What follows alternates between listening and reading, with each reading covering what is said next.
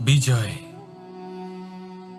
বিজয় লাভের জন্য মানুষ কি না করে থাকে, যে কোনো সম্ভাব্য প্রচেষ্টা করে, কিন্তু নিজের বিজয় লাভের জন্য বাজিতে যা ইচ্ছে তাই রেখে দেওয়া কি উচিত কাজ? কখনোই নয়। নিজের হারানো সম্মান, নিজের হারানো সম্পত্তি, নিজের হারানো অধিকার ফিরে পাওয়ার শুধু একটাই পথ রয়েছে, আর তা হলো পুরুষার্থ, দ্যুতক্রিয়া নয়। যে মানুষ নিজেই হেরে গেছে, নিজেই নিজের জয়লাভ করার জন্য অন্য কাউকে কিভাবে বাজিতে রাখতে পারে? এ হলো সম্পূর্ণরূপে অনুচিত। অনেক সময় অনেক ধন লাভ করার জন্য, অনেক সম্পত্তি লাভ করার জন্য আমরা নিজের আসল ধন, আমাদের আপনজন, তাদেরকে হারিয়ে ফেলতেও প্রস্তুত হয়ে যাই। এটা একেবারেই উচিত নয়। যত বড়ই সংকট আসুক না কেন, আমাদের আপনজনদের আমাদের সাথেই রাখা উচিত। নিজের বিজয়ের জন্য ওনাদের বাজি রাখা ঠিক নয়। এই ভুল কেউ একজন করেছেন, আপনি তা ভুলেও করবেন না। রাধা রাধা। নারী জন্মসূত্রে কারোর কন্যা, ধর্মসূত্রে কারোর পত্নী, আর কর্মসূত্রে কারোর মা। আমাদের মনে এই ছবি আঁকা রয়েছে একজন নারীকে নিয়ে, তাই না? একটা অতুলনীয় ভূমিকা রয়েছে নারীদের আমাদের জীবনে, আর নারী ছাড়া আমরা কিছুই নই। কিন্তু অধিকার, সেখানে আমরা একটা ভুল করে বসি। যখন নারী একজন কন্যা থাকে, যখন সে জন্ম নেয়, তখন তার ওপর অধিকার থাকে তার পিতার। আর তারপর যখন বিয়ে হয়ে যায়, তখন তার অস্তিত্বের ওপর অধিকার থাকে তার স্বামীর। আর যখন তিনি মা হন, তখন নিজেই তিনি জীবনের সমস্ত অধিকার দিয়ে দেন তার সন্তানকে। কিন্তু আমরা কি কখনো এটা ভেবেছি, এই জীবন হলো তার নিজের? যে নারী সবার কল্যাণ করছেন, তার জীবনের অধিকারও তার কাছেই থাকা উচিত, তাই না? তার নিজের জীবনের সিদ্ধান্ত সে নিজেই নিতে পারেন, নিজেই নিজের ভাগ্যের রচয়িতা হতে পারেন। আর এর জন্য আমাদের নিজেদের পাল্টাতে হবে, দৃষ্টিভঙ্গি পাল্টাতে হবে। কারণ এই ধারণা সেটা আজ বা কালকের ব্যাপার নয়, এটা ঘটে চলেছে বহু বছর ধরে, আর চলতেই থাকবে যদি আমরা এটা না বদলাই। আর এটা তখনই সম্ভব হবে যখন আমরা নিজেদের মধ্যে পরিবর্তন আনব। তাই আজকের পর থেকে, এই মুহূর্ত থেকে, কোনো নারীর ওপর অকারণ অধিকার স্থাপনের আগে সহস্রবার ভেবে দেখবেন। কারণ যখন নারী নিজের অধিকার কেড়ে নিতে বাধ্য হবেন, তখন শুধু এবং শুধুমাত্র বিনাশই ঘটবে। রাধা রাধা।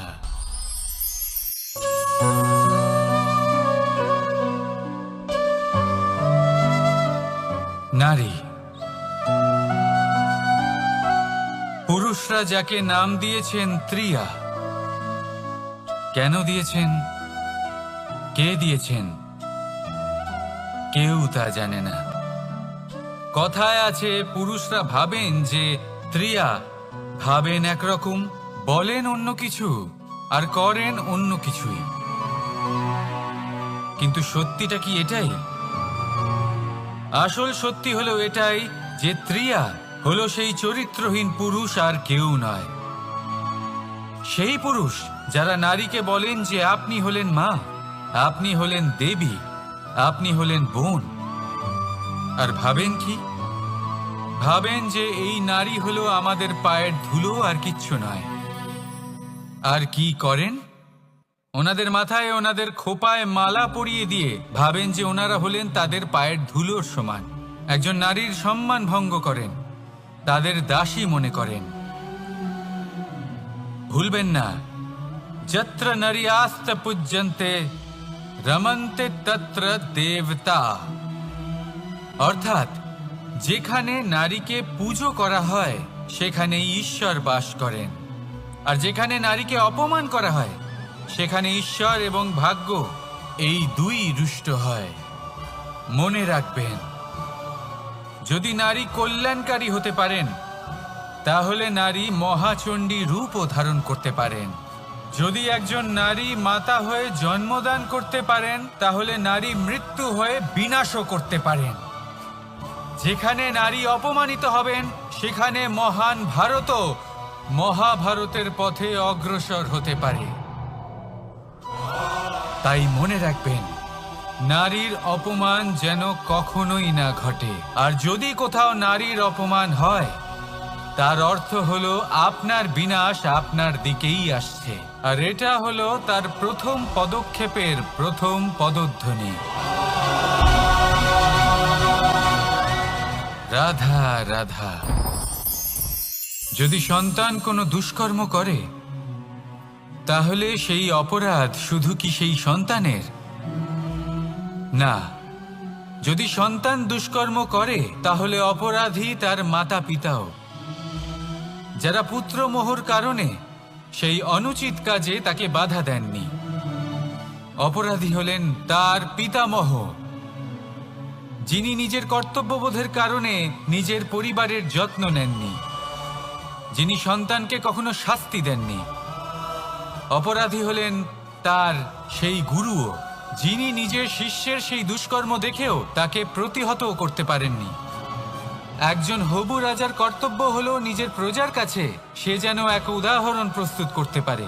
কিন্তু যদি এত অনুচিত উদাহরণ প্রস্তুত হয়ে থাকে, তাহলে মা বাবার, বাড়ির বয়োজ্যেষ্ঠদের কর্তব্য হলো ওনারা যেন সেটা সেখানেই থামায়,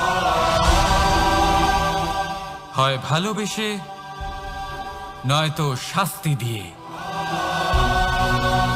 যদি না থামানো হয়, তাহলে মহাভারত অবশ্যম্ভাবী।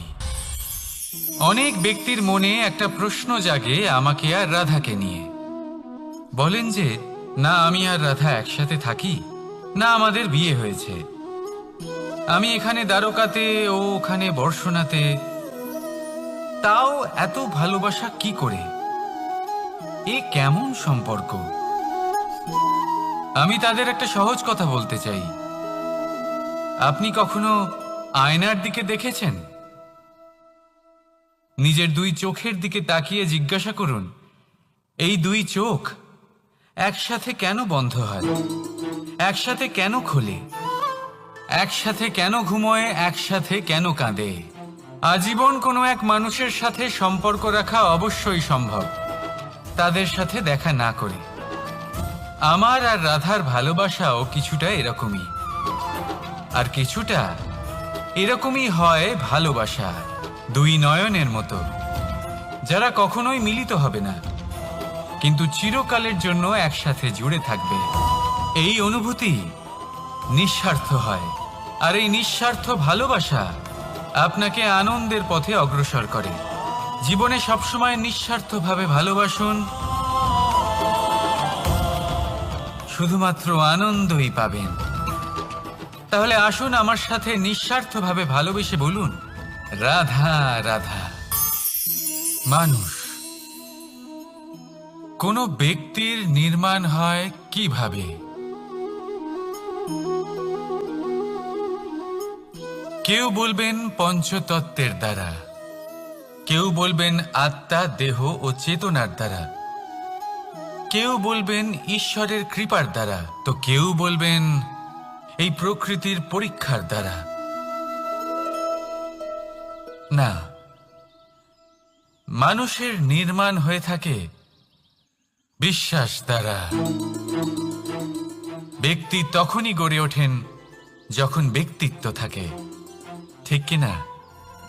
আর ব্যক্তিত্ব তখনই হবে, আর সেরকমই হবে যেরকম বিশ্বাস আপনি নিজের উপরে রাখবেন। যদি আপনি মনে করেন আপনি বিষের ন্যায় হবেন, তাহলে আপনি বিষাক্তই হবেন। যদি আপনি এটা মনে করেন যে আপনি অমৃতের ন্যায় হবেন, তাহলে আপনি অমরই হয়ে যাবেন। যদি আপনি নিজের উপরে বিশ্বাস রাখেন যে আপনি সংসারের সব থেকে উঁচু পর্বতের শিখরে পৌঁছতে পারবেন, তাহলে আপনি অবশ্যই পৌঁছবেন। যদি আপনার এরকম মনে হয় যে আপনি এরকম কখনো করতে পারবেন না, তাহলে এরকম কখনোই হবে না। ভেবে দেখবেন, বিশ্বাসের মধ্যেই বিশ্ব বাস করে থাকে। তো আপনার অস্তিত্ব কেন করবে না? যেমন বিশ্বাস আপনি নিজের উপরে রাখবেন, তেমনই আপনি হয়ে উঠবেন। সেই জন্য নিজের উপরে বিশ্বাস রাখুন। আর হ্যাঁ, ভালোবেসে বলুন, রাধা রাধা। শত্রুতা। একজন মানুষ অন্য মানুষের সাথে শত্রুতা করে বসেন, দুজন ঘনিষ্ঠ বন্ধু। এমনও এক সময় আসতে পারে যখন এনারা একে অপরের শত্রু হয়ে ওঠেন। এর অনেকগুলো কারণ হতে পারে, কিন্তু মূল কারণ হলো আলোচনা। আগে হ্যাঁ, আপনি যদি কারোর বিষয়ে আলোচনা করেন তাহলে সে আপনার শত্রু হয়ে যেতে পারে। এবার মনে একটা প্রশ্ন আসতে পারে যে এটা কিভাবে সম্ভব হতে পারে? আলোচনা, এটা তো অত্যন্ত জরুরি। যদি আমি নিজের বন্ধুর খারাপ কাজের বিষয়ে আলোচনাই না করি তাহলে সে শুধরবে কি করে? এ কথা সত্যি যে আলোচনা আবশ্যক, কিন্তু তার থেকেও বেশি গুরুত্বপূর্ণ এবং আবশ্যক হলো আপনার এই সিদ্ধান্ত। সিদ্ধান্ত এটাই যে আপনার এই আলোচনা কোন স্থানে করবেন। যদি এটা সবার সামনে করবেন ভাবেন, তাহলে তা অপমানও হয়ে যেতে পারে। যদি এটা আলাদাভাবে করেন তাহলে তা পরামর্শ হয়ে যায়। অপমান কেউ স্বীকার করতে পারেন না, কিন্তু পরামর্শ সকলের ভালো লাগে। তাহলে যদি আপন কারোর জন্য ভালো কিছু চান, কাউকে শুধরে দিতে চান, আর আপনার মনে হয় আলোচনা আবশ্যক, তাহলে সর্বপ্রথম সময়, পরিস্থিতি আর স্থানের কথা মনে রাখবেন। নয়তো এই আলোচনা আপনাকে খুব ভোগাতে পারে। তাহলে আসুন আমার সাথে ভালোবেসে বলুন, রাধা রাধা। আপনার জীবনেও কি সমস্যা রয়েছে? অবশ্যই থাকবে। প্রত্যেকের জীবনেই সমস্যা থাকে। প্রত্যেক মানুষ জিজ্ঞাসাও করেন যে এই সমস্যা আসলে কি আর কেন আসে জীবনে। আপনাকে একটা কথা বলে দিই যে সমস্যা আসলে সেটা নয় যা আপনার পথে বাধা সৃষ্টি করে, বরং সমস্যা হলো সেটাই যেটা আপনি তখন দেখতে পান যখন আপনার একাগ্রতা আপনার পথ থেকে, আপনার লক্ষ্য থেকে সরে যেতে থাকে। আর এই সমস্যাগুলি দূর করার জন্য, এর সমাধান করার জন্য একটাই পথ আছে। নিজের সমস্ত ভাবনা আরো একবার একাগ্র করুন নিজের পথের দিকে, নিজের লক্ষ্যের দিকে। আপনার সমস্ত ভাবনা যদি কেন্দ্রীভূত হয় নিজের লক্ষ্যে, তাহলে এই সমস্যা দূরে থাকবে। যদি এরকম না হয়, যদি আপনার মন একটু অন্যদিকে চলে যায়, তাহলে এই সমস্ত সমস্যা আবার সামনে চলে আসে আর বাড়তেও থাকে। দেখুন, যেখানে আপনার লক্ষ্য রয়েছে, বাণ যদি সেখানেই চালাতে হয়, তাহলে দৃষ্টি তো সেদিকেই রাখতে হবে। তবেই তো আপনি সেই লক্ষ্য ভেদ করতে পারবেন। সেই জন্য মনে রাখবেন, সর্বদা লক্ষ্য রাখবেন নিজের পথে, সেই পথেই সামনে এগোতে থাকুন নিজের লক্ষ্যের দিকে। আপনি যত সামনে এগোতে থাকবেন এই সমস্যা তত পিছিয়ে যাবে। তাহলে আসুন আমার সাথে ভালোবেসে বলুন, রাধা রাধা। এই পাখিরা সত্যি খুব সুন্দর, আমার খুব ভালো লাগে। আপনি নিশ্চয়ই শুনে থাকবেন যে কিছু পাখির কাছে ডানা অবশ্যই থাকে, কিন্তু উড়তে পারে না। তারা চায় উঁচু আকাশে উড়ে বেড়াতে এবং মেঘেদের সাথে কথা বলতে, করতেই পারে না। এবার এই সংসারেও পাওয়া যায় ঘুড়িও। এদের মধ্যে না জীবন আছে, না প্রাণ আছে, আর না আছে ডানা, কিন্তু এরা আকাশের সাথে কথা বলে, হাওয়ার বেগের সাথে কথা বলে, আনন্দ করে, উৎফুল্ল হয়ে ওঠে। আকাশে জীবনের কিছু মুহূর্ত কাটায়। তার কারণ কি হতে পারে? কারণ হলো সুতো। এই সুতো যদি সঠিক হাতে থাকে, তাহলে এই কাগজের তৈরি ঘুড়িও আকাশের উচ্চতায় উড়ে বেড়াতে পারে। এবার এই সুতো আসলে কি? এই সুতো হলো আসলে ভালোবাসা, এই সুতো হলো আসলে বিশ্বাসের। আর এটা আপনি দিয়ে থাকেন তাদের হাতে যাদের আপনি বিশ্বাস করেন, যাদের আপনি নিজের সর্বস্ব দিয়ে দেন। ভেবে দেখুন, এই ভালোবাসা আর বিশ্বাসের সুতো আপনি যদি সঠিক মানুষের হাতে দিয়ে দেন, তাহলে আপনি অনেক উচ্চতায় উঠতে পারবেন, আকাশের উচ্চতায় উড়ে বেড়াতে পারবেন, মেঘের সাথে কথা বলতে পারবেন, পাখিদের মতো উড়তে পারবেন, যা ইচ্ছে তাই করতে পারবেন। শুধু এই মানুষ সঠিক হতে হবে, এমন একজন মানুষ যার মনে আপনার জন্য ভালোবাসা রয়েছে, এমন এক মানুষ যার মনে কোনো স্বার্থ নেই, যিনি পরোপকারী, এমন একজন ব্যক্তি যিনি আপনার অস্তিত্বকে বাইরে নিয়ে আসতে পারবেন, তাকে উজ্জ্বল করে তুলবেন। তাহলে ভালোবাসুন, আনন্দ করতে থাকুন, আর এই আনন্দ সহকারে বলুন, রাধা রাধা। আমরা সকলে এমন ব্যক্তির সাথে থাকতে চাই যারা খুব মিষ্টি কথা বলেন, যাদের ব্যবহার আমাদের ভালো লাগে, যারা দেখতে সুন্দর হন, যাদের আমরা পছন্দ করি। আর সবসময় এমন ব্যক্তির থেকে দূরে থাকতে চেষ্টা করি যাদেরকে আমরা পছন্দ করি না, যাদের কথা আমাদের খারাপ লাগে, যাদের কথা একটু কঠোর হয়। আমরা সবসময় চেষ্টা করি এদের থেকে দূরে থাকার, ঠিক কিনা? কিন্তু যদি বাস্তবটা দেখি, তাহলে এই কঠোরতা জীবনে শান্তির প্রলেপ দেয়। ওষুধও একটু কড়াই হয়, কিন্তু এ কি করে? আমাদের সুস্থ করে তোলে। ঠিক সেইভাবেই ভালোবাসার এই অধ্যায় একটু কঠিন, একটু কড়াও মনে হতে পারে, কিন্তু এর ফল সবসময় আপনাদের স্বাস্থ্যের পক্ষে ভালোই হয়। সেই জন্য যদি কেউ আপনার নিন্দে করে, আপনাকে কড়া কথা শোনায়, আপনার ব্যাপারে আলোচনা করে, তার মানে এটা নয় যে সে আপনার শত্রু। হতে পারে তিনি আপনার বন্ধু হন, আপনার জন্য ভালো চান, আপনাকে শুধরে নিতে চান, আপনার মধ্যে কোনো পরিবর্তন দেখতে চান। সেই জন্য কখনো কারোর কথা শুনে বা কাউকে দেখে প্রাথমিকভাবে এই সিদ্ধান্ত নেবেন না যে তিনি আপনার শত্রু হন নাকি আপনার বন্ধু হন। এমনও শত্রু হয়ে থাকেন যে গুড়ের মতো মিষ্টি মিষ্টি কথা বলে আসলে আপনাকে বিষ পান করিয়ে দেবেন। আর এমনও বন্ধু থাকেন যারা আসলে নিমের মতো কড়া কথা বলেন কিন্তু আপনাকে অমৃত পান করান। এদের মধ্যে পার্থক্য করতে জানতে হবে, কে আসলে শত্রু হন আবার কে আসলে মিত্র হন। এই পার্থক্য যখন আপনি করতে শিখবেন, তখন আপনি এই সংসারের সব থেকে সুখী প্রাণী হয়ে উঠবেন।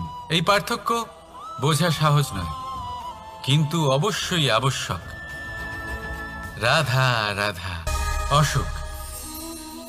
এমন কোনো মানুষ আছেন এই সংসারে যার অসুখ করে না? প্রত্যেক মানুষ কখনো না কখনো অবশ্যই অসুস্থ হয়েছে, তার এই শরীর রোগের শিকার অবশ্যই হয়েছে।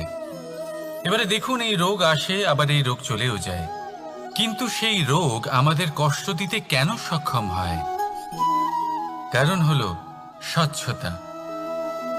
যদি এই স্বচ্ছতা শরীরে না থাকে, তাহলে মানুষকে শারীরিক কষ্ট পেতেই হবে।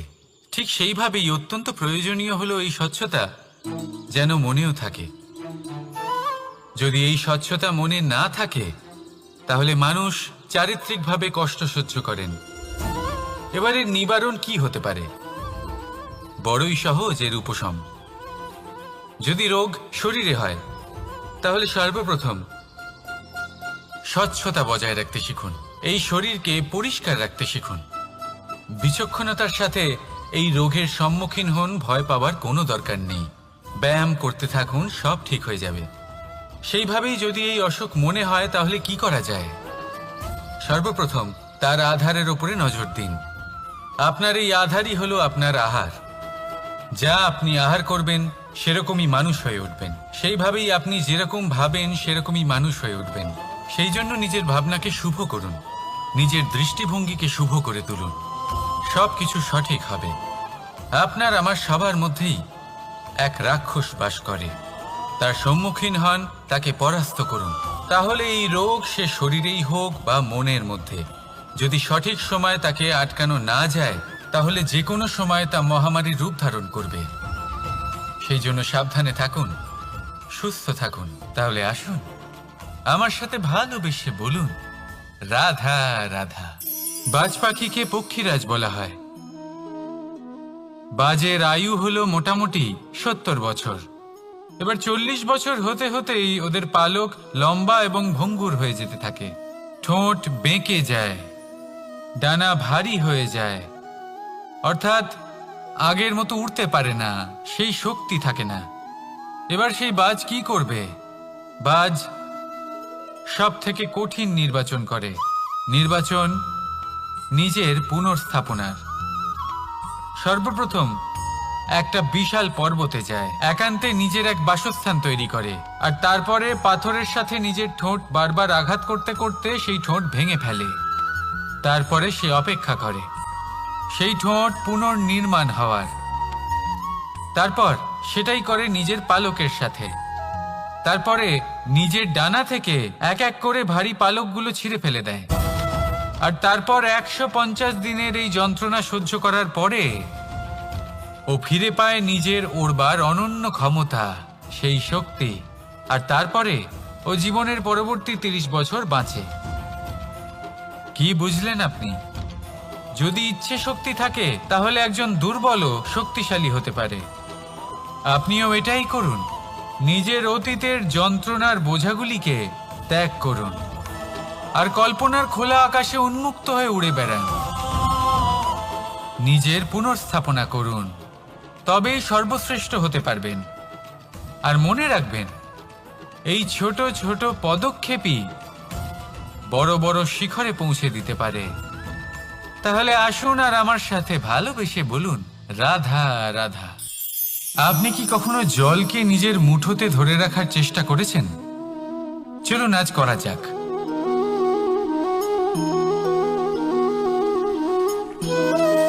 যদি আপনি নিজের মুঠো জোরে বন্ধ করেন,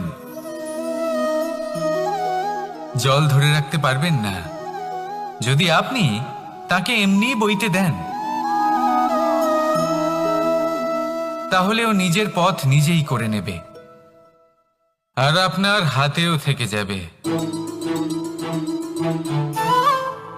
আমাদের জীবনও হলো কিছুটা এরকম, জলের মতো।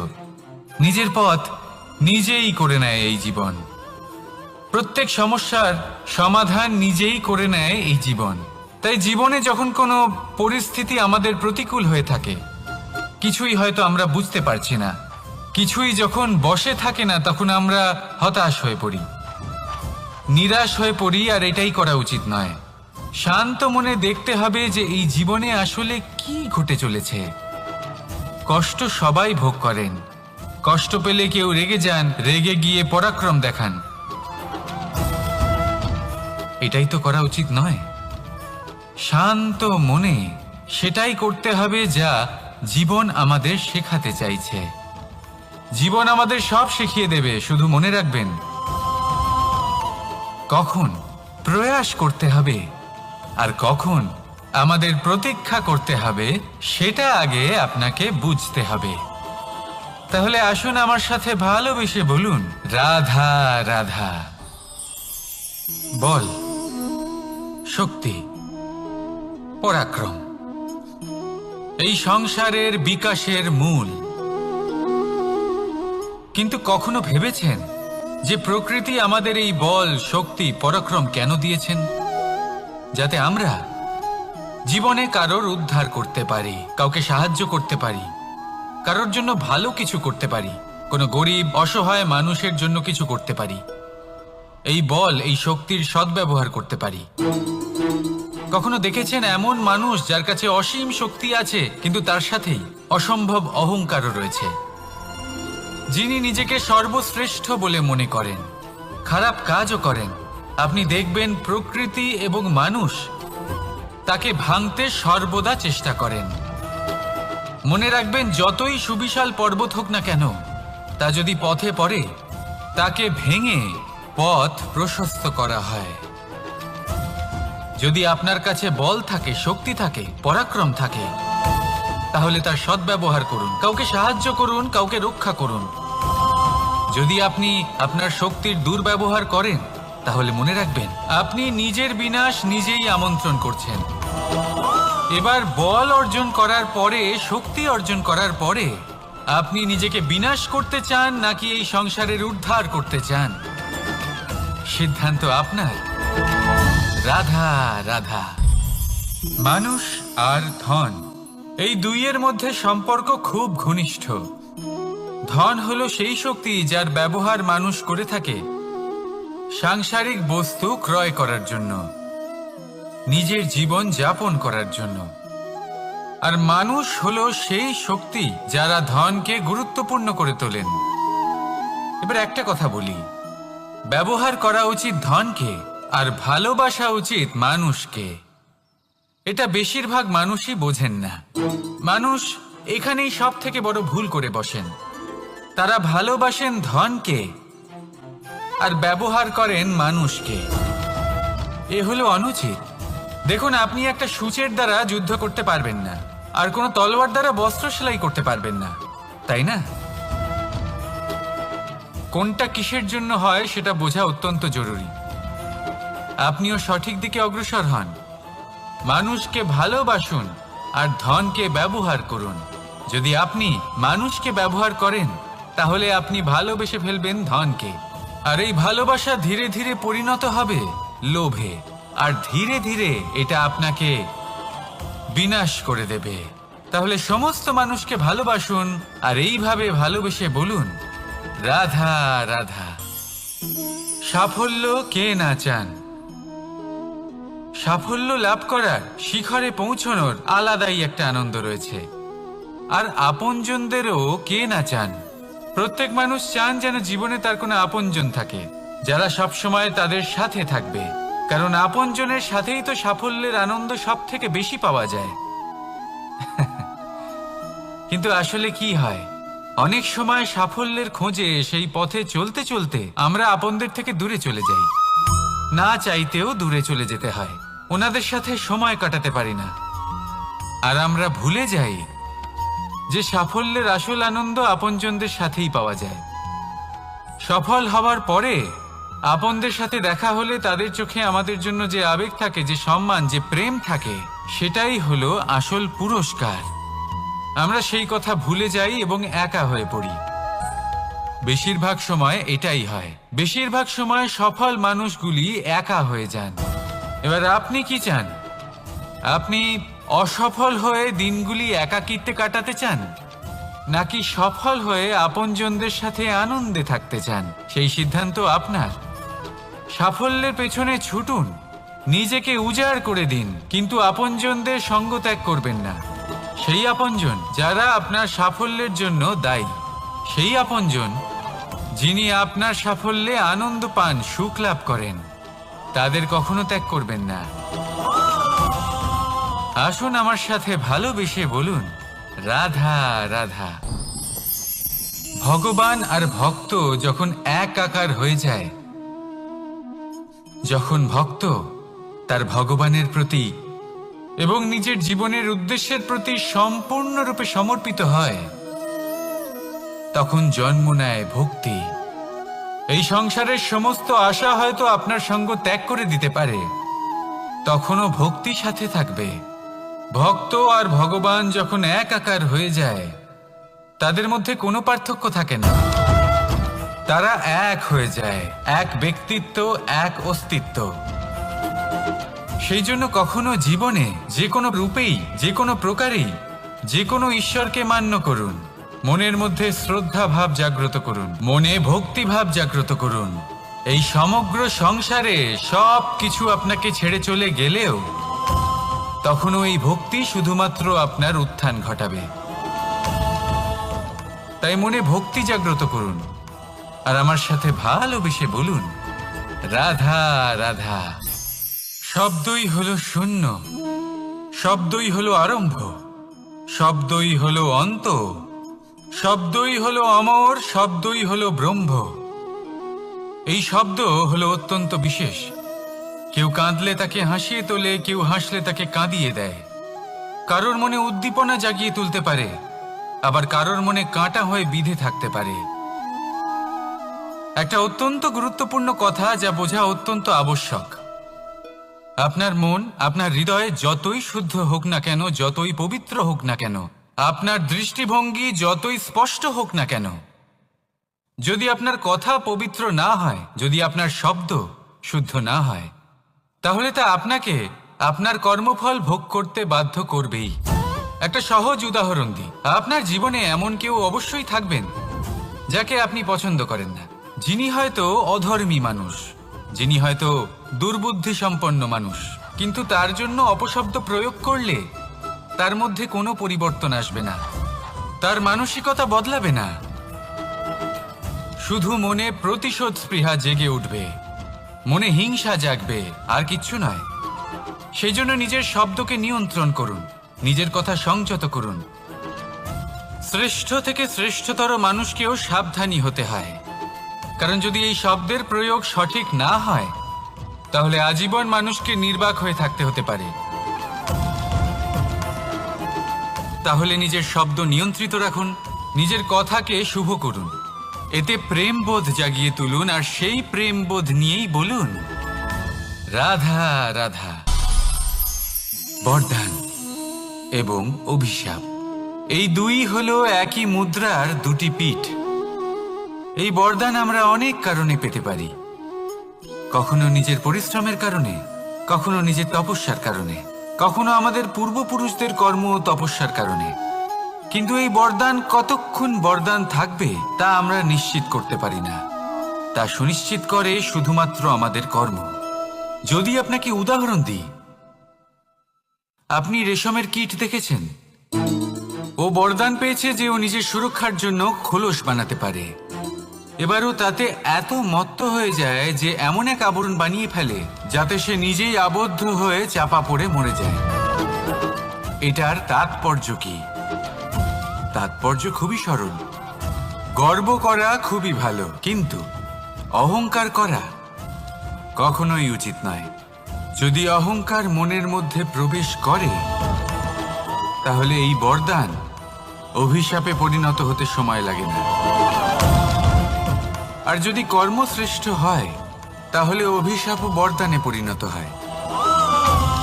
তাহলে আসুন, শ্রেষ্ঠ কর্ম করুন আর আমার সাথে ভালোবেসে বলুন রাধা রাধা। সুখ, দুঃখ, মৃত্যু, মহামারী, এগুলো কখনো বলে আসে না, আবার জিজ্ঞাসা করেও আসে না। এমনই হয় দ্রুত ক্রীড়ার এই খেলায়। এক কারাগারের মতো, একটা মাকড়সার জালের মতো। যেমন একটা মাকড়সার জাল একটা পোকাকে নিজের দিকে আসতে আকর্ষিত করে, নিজের চমকের দ্বারা, নিজের গঠন দ্বারা। সেরকমই দ্রুত ক্রীড়ার এই খেলা মানুষকে নিজের দিকে আসতে প্ররোচিত করে। শেষে গিয়ে মানুষ আটকা পড়ে। পার্থক্য শুধু এটাই, যখন এক পোকা এই জালে জড়িয়ে পড়ে তখন সে তার প্রাণ হারায়। মানুষ যখন এই দ্রুত ক্রীড়ায় আকর্ষিত হয়, সে নিজের মান, নিজের ধন সব কিছু হারায়, নিজের বিবেক হারিয়ে ফেলে। কিন্তু আপনি আপনার বিবেক কখনোই হারাবেন না। যদি আপনার মনে লোভ চলে আসে, আপনি লোভী হয়ে ওঠেন। যদি আপনি দ্রুত ক্রীড়ার এই খেলায় আটকা পড়েন, তাহলে মনে রাখবেন, এই খেলা থেকে ফিরে আসা প্রায় অসম্ভবই বলা যায়। নিজের বিবেক কখনো হারাতে দেবেন না, কারণ বিনাশ আসার প্রথম লক্ষণ হলো বিবেকের বোধ চলে যাওয়া। এই প্ররোচনায় কখনো পা দেবেন না। আর আমার সাথে ভালোবেসে বলুন রাধা রাধা। বিজয়, বিজয় লাভের জন্য মানুষ কি না করে থাকে, যে কোনো সম্ভাব্য প্রচেষ্টা করে। কিন্তু নিজের বিজয় লাভের জন্য বাজিতে যা ইচ্ছে তাই রেখে দেওয়া কি উচিত কাজ? কখনোই নয়। নিজের হারানো সম্মান, নিজের হারানো সম্পত্তি, নিজের হারানো অধিকার ফিরে পাওয়ার শুধু একটাই পথ রয়েছে, আর তা হলো পুরুষার্থ, দ্রুত ক্রীড়া নয়। যে মানুষ নিজেই হেরে গেছে, নিজেই নিজের জয়লাভ করার জন্য অন্য কাউকে কিভাবে বাজিতে রাখতে পারে? এ হলো সম্পূর্ণরূপে অনুচিত। অনেক সময় অনেক ধন লাভ করার জন্য, অনেক সম্পত্তি লাভ করার জন্য আমরা নিজের আসল ধন, আমাদের আপনজন, তাদেরকে হারিয়ে ফেলতেও প্রস্তুত হয়ে যাই। এটা একেবারেই উচিত নয়। যত বড়ই সংকট আসুক না কেন, আমাদের আপনজনদের আমাদের সাথেই রাখা উচিত। নিজের বিজয়ের জন্য ওনাদের বাজি রাখা ঠিক নয়। এই ভুল কেউ একজন করেছেন, আপনি তা ভুলেও করবেন না। রাধা রাধা। নারী জন্মসূত্রে কারোর কন্যা, ধর্মসূত্রে কারোর পত্নী, আর কর্মসূত্রে কারোর মা। আমাদের মনে এই ছবি আঁকা রয়েছে একজন নারীকে নিয়ে, তাই না? একটা অতুলনীয় ভূমিকা রয়েছে নারীদের আমাদের জীবনে, আর নারী ছাড়া আমরা কিছুই নই। কিন্তু অধিকার, সেখানে আমরা একটা ভুল করে বসি। যখন নারী একজন কন্যা থাকে, যখন সে জন্ম নেয়, তখন তার ওপর অধিকার থাকে তার পিতার। আর তারপর যখন বিয়ে হয়ে যায়, তখন তার অস্তিত্বের উপর অধিকার থাকে তার স্বামীর।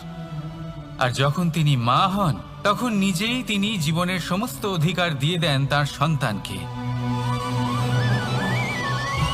কিন্তু আমরা কি কখনো এটা ভেবেছি এই জীবন হলো তার নিজের?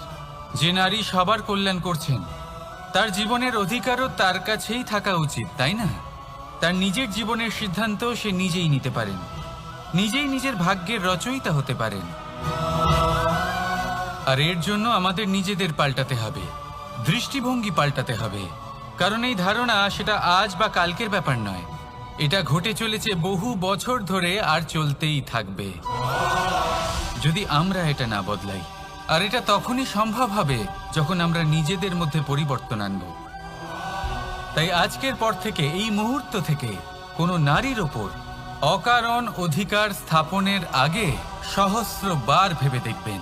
কারণ যখন নারী নিজের অধিকার কেড়ে নিতে বাধ্য হবেন, তখন শুধু এবং শুধুমাত্র বিনাশই ঘটবে। রাধা রাধা।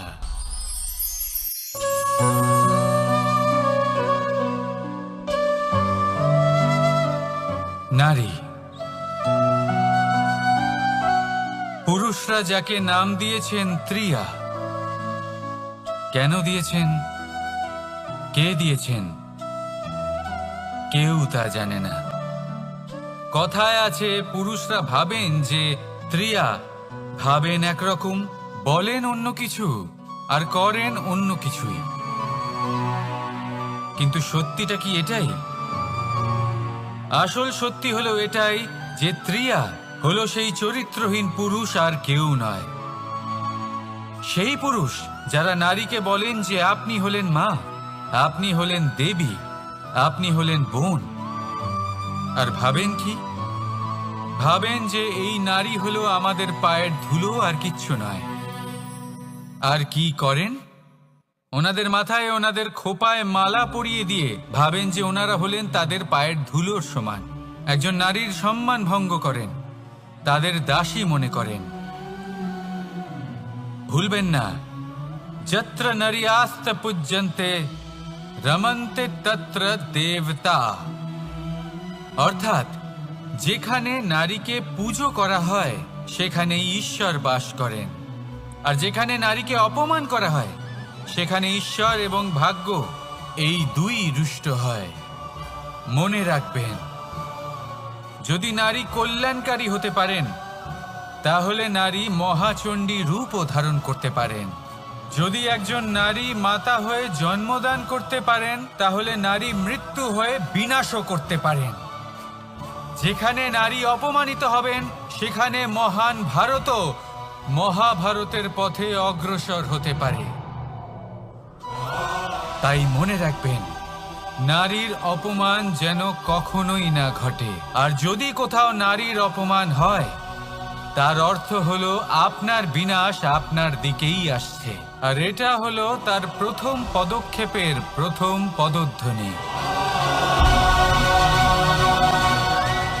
রাধা রাধা।